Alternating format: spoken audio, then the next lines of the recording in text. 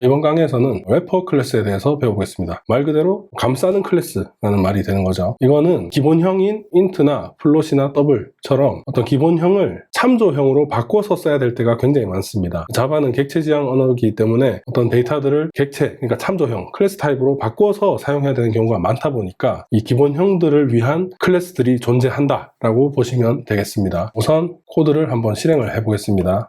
숫자 7을 입력하세요 라고 해서 7을 입력을 해보겠습니다. 7을 입력을 했을 때 next line으로 지금 입력을 받았기 때문에 문자열로 입력이 됐겠죠. 그럼 str에는 모양은 7이라는 모양을 하고 있지만 7은 문자열입니다. 타입이 스트링 타입입니다. 만약에 next int로 받았다면 int 타입으로 받을 수도 있겠죠. 일단 지금 next line 문자열로 받았습니다. 그러면 문자열 7 더하기 10은 이 숫자가 아니죠. 지금 문자열 7이기 때문에 이 10도 문자열로 변환이 되면서 710이라는 문자열이 되고 str2는 710이 출력이 됩니다. 이 문자열을 숫자로 바꿔주기 위한 메소드가 있습니다. 이 메소드는 인테저라는 클래스가 있는데 이 인테저라는 클래스는 기본형, 그러니까 int형을 위한 래퍼 클래스가 인테저 클래스라고 보시면 됩니다. 그래서 integer.parseInt라는 메소드를 이용해서 문자열을 입력을 하면 해당 문자열이 숫자로 변환이 가능한 문자열이라면 int 타입으로 바뀝니다. 그래서 보시면 parseInt는 int로 리턴을 하죠. 근데 만약에 숫자로 변환시킬 수 없는 가나다라는 이런 문자열이 들어왔다. 그러니까 숫자로 변환할 수 없는 문자열이 입력이 된다면 예외가 발생이 됩니다. throws 부분 보시면 number format exception, 숫자로 바꿀 수 없는 문자열이 들어왔을 때는 예외가 발생이 된다라고 보시면 됩니다. 그래서 인테저 클래스에는 스태틱 메소드인 parseInt 메소드를 통해서 문자열을 일단 기본형인 int로 바꿨습니다. 그러면 이 i는 아까 문자열 7에서 숫자 7로 바뀌었겠죠. 그래서 해당 숫자 7 더하기 10이라고 하면 7 더하기 10이니까 17이라는 값이 i2에 저장이 되고 출력을 해보면 17이 출력이 되는 것을 보실 수 있습니다.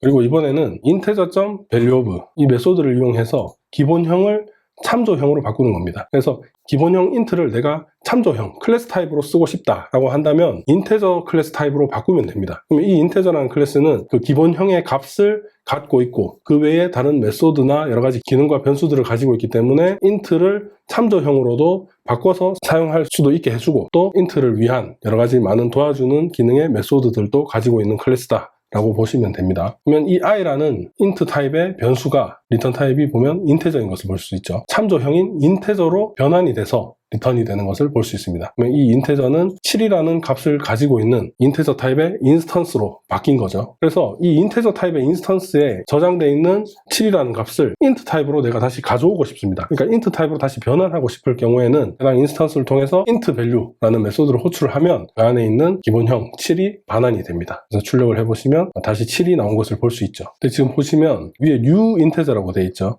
그러니까 기본형 i를 인테저 타입으로 바꿀 때, 그러니까 기본형을 참조형으로 바꿀 때 인테저 클래스를 이용해서 새로운 인스턴스를 생성하는 방식을 쓸 수 있었습니다. 근데 이게 컴파일러 버전이 1.8에서도 조금 높은 버전을 사용을 하게 되면 이 deprecated, 그러니까 짝대기 꺼지면서 사용하지 말라고 나옵니다. 왜 그러냐면 이 valueOf 같은 경우는 자바에서 미리 이제 자주 쓸 만한 숫자들을 캐싱을 해둡니다. 그러니까 미리 메모리에 이제 생성을 해두고 그 값을 아까 문자 풀처럼 값을 재사용을 한다든지 이런 메모리를 좀 효율적으로 쓸 수 있게끔 매번 재생성하는 것이 아니라 자주 사용하는 숫자들은 풀에서 꺼내서 사용을 하고 이런 식으로 쓰기 때문에 속도나 훨씬 효율적으로 사용할 수 있게 됩니다. 하지만 new integer 같은 경우는 매번 새로운 인스턴스를 생성하기 때문에 성능적으로 좀 더 좋지 않다고 볼 수 있습니다. 그래서 우리가 기본형 int 타입의 변수를 참조형으로 바꿀 때 new integer를 사용하지 말고 integer.valueof를 사용을 하면 좀 더 성능적으로도 좋게 사용할 수 있고 또 자바에서도 이 new integer는 사용하지 말라고 deprecated 처리가 되기 때문에 사용하지 않는 것이 좋다라고 생각하시면 됩니다. 그리고 compare to는 앞에서도 봤었죠. 스트링 클래스에도 있었습니다. 이 보통 래퍼 클래스라고 하는 기본형들을 위한 클래스는 거의 다 compare to 메소드가 있다고 보시면 됩니다. 이것도 이제 나중에 우리가 comparable이나 여러 가지 배울 때 또 나오게 될 건데 어쨌든 integer.compare to 해서 또 이 5라는 기본형을 참조형으로 integer value of 메소드를 이용해서 참조형으로 바꾼 다음에 compare to 메소드를 이용해서 둘을 비교를 하면 integer 1이 더 클 경우에는 양수를 반환하고 이 argument로 입력된 integer 값이 더 클 경우에는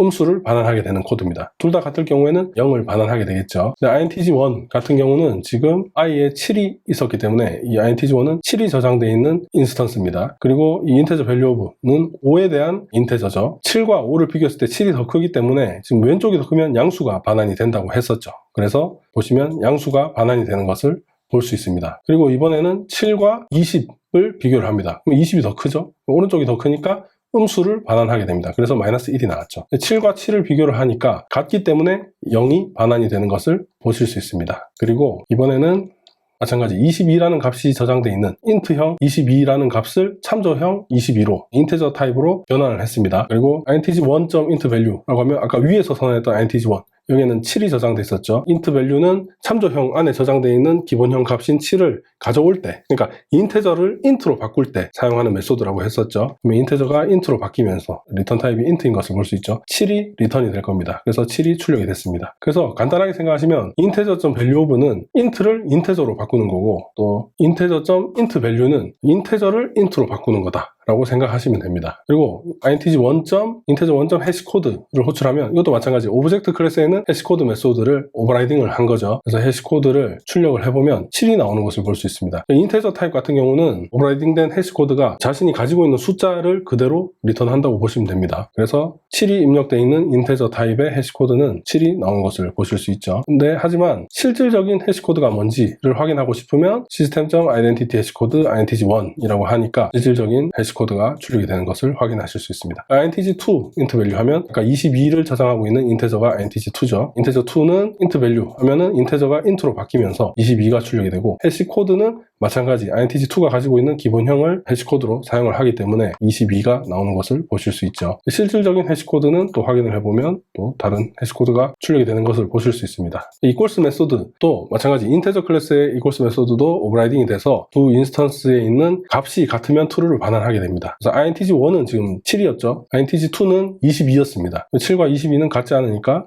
홀수가 나오죠. 근데 7과 또 7이 저장되어 있는 다른 인테저를 하나 생성을 했습니다. 그래서 7과 7이 값이 같으니까 true가 나오는 것을 볼 수 있습니다. 근데 사실 integer.valueof는 인스턴스를 생성하는 게 아니고, 아까 우리가 문자열 풀처럼 이미 사용하고 있는 생성되어 있는 7이라는 값을 가지고 있는 인스턴스가 거의 보통 하나라고 보시면 되고, 그 인스턴스를 계속 재사용하기 때문에 주소도 같은 경우가 많습니다. 사실 한번 테스트를 해볼까요? 보시면 실질적인 해시코드가 같은 것을 볼 수 있죠. 그러니까 valueof는 매번 생성하는 게 아닙니다. 그러니까 풀에 있는 거를 가져와서 그냥 그대로 쓰는, 그러니까 캐싱되어 있는 내용을 가져와서 쓰는 방식이기 때문에 인스턴스를 계속 생성하는 것이 아니라 좀 더 효율적으로 사용을 한다라고 보시면 됩니다. 그래서 equals는 사실 값을 비교하는 거긴 한데, 주소도 같아서 이게 지금 어떻게 주소를 비교했는지 값을 비교했는지 확인할 방법은 없지만 사실 값을 비교한다라고 생각하시면 편합니다.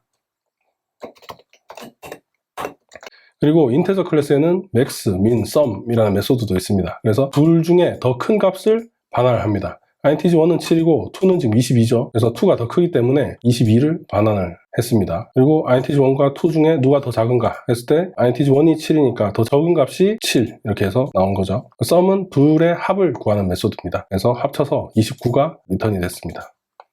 그리고 이 int value는 인테저를 int로 바꾸는 거죠. 그래서 int2는 아까 22가 저장되어 있었기 때문에 22가 리턴이 됩니다. 그래서 int 22가 리턴이 되니까 int 타입끼리 더하면 연산이 되겠죠. 777 더하기 22는 799니까 799가 리턴, 출력이 되는 것을 보실 수 있습니다. 그리고 toString은 이 int2에 저장되어 있는 22라는 숫자를 스트링으로, 그러니까 문자열로 반환을 하는 겁니다. 그러면 22라는 문자열이 반환이 된 거죠. 그러면 이 777도 숫자도 문자열이랑 더하는 순간 문자열로 변환이 되기 때문에 22777이라는 값이 출력이 되게 되는 거죠.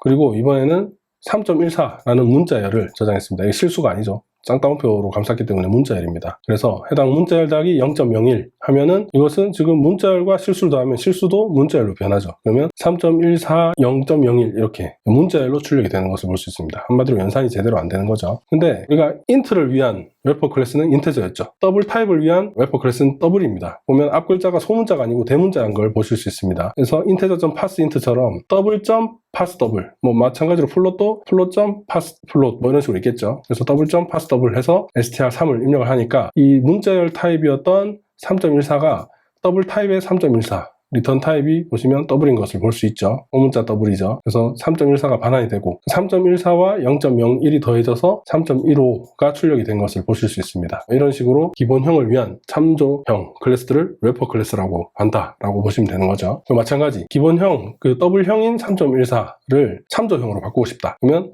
integer.valueof처럼 double.valueof 3.14라고 입력을 하시면 참조형인 더블 타입의 3.14가 반환이 됩니다. 그리고 다시 나는 기본형 더블로 바꾸고 싶다. 그러면 더블 밸류, objpy.더블 밸류를 호출을 하면 더블형으로 반환이 된다라고 보시면 됩니다. int는 int 밸류였죠. 그리고 출력을 해보면 제대로 3.14 출력이 되는 것을 볼 수 있죠. 이 지금 참조형과 기본형 간에 이 변환이 자주 일어나고 하다 보니까 기본형과 참조형 간의 연산을 편하게 작업하게 해주는 오토박싱이라는 개념이 있습니다. 그래서 다음 강의에서는 오토박싱에 대해서 배워보겠습니다.